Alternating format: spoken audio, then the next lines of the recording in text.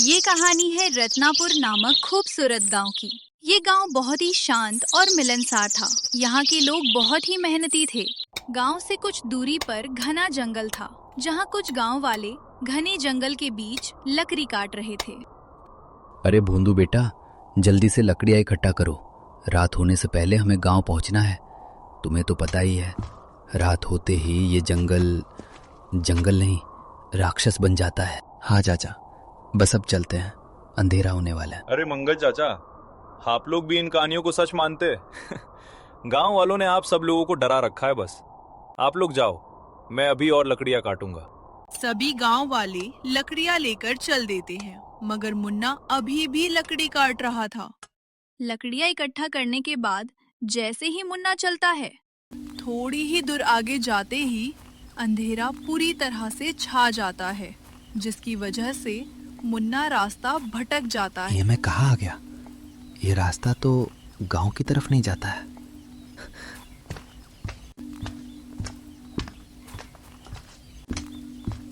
मुन्ना जंगल में इधर उधर भटकता है, मगर रात हो जाने के कारण उसे रास्ता नहीं मिलता। थोड़ी दूर आगे जाने पर मुन्ना के सामने बहुत ही डरावनी गुफा आ जाती है, जिसे देखकर मुन्ना पूरी तरह से डर जाता है।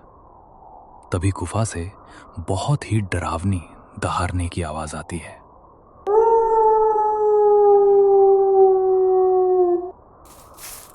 और गुफा से एक बहुत ही बड़ा नर भेड़िया बाहर निकलता है। भेड़िया को देखकर मुन्ना चिकते हुए भागता है।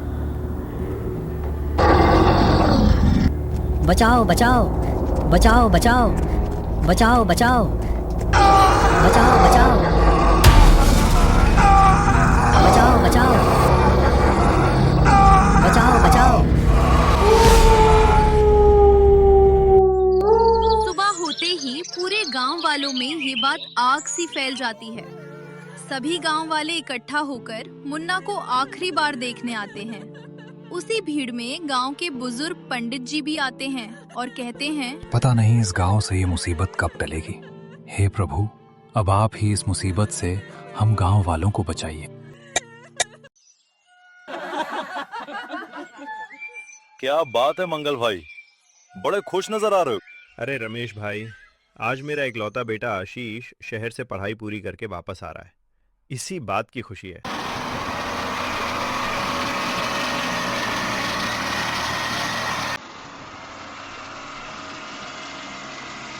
फाइनली गांव आकर जो सुकून मिलता है उसका अलग ही मजा है। अगली सुबह आशीष तैयार होकर अपने बचपन के दोस्त सूरज और बाकी दोस्तों से मिलने जाता है।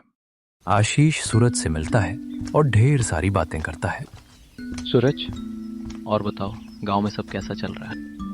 बस बाकी सब तो ठीक चल रहा है, सिर्फ इस भेड़िया ने जीना मुश्किल कर रखा है। दोनों आपस में बातें कर ही रहे थे, तभी गांव के कोने से आवाज आती है।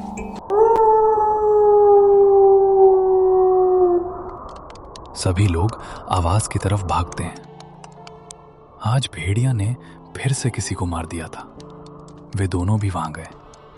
वहां जाकर पता चला मरने वाला और कोई नहीं, सूरज का बड़ा भाई था। भैया। अगले दिन आशीष पंडित जी से मिलने गया ताकि वो इस भेड़िया के बारे में जान सके। अरे आशीष, आओ बैठो।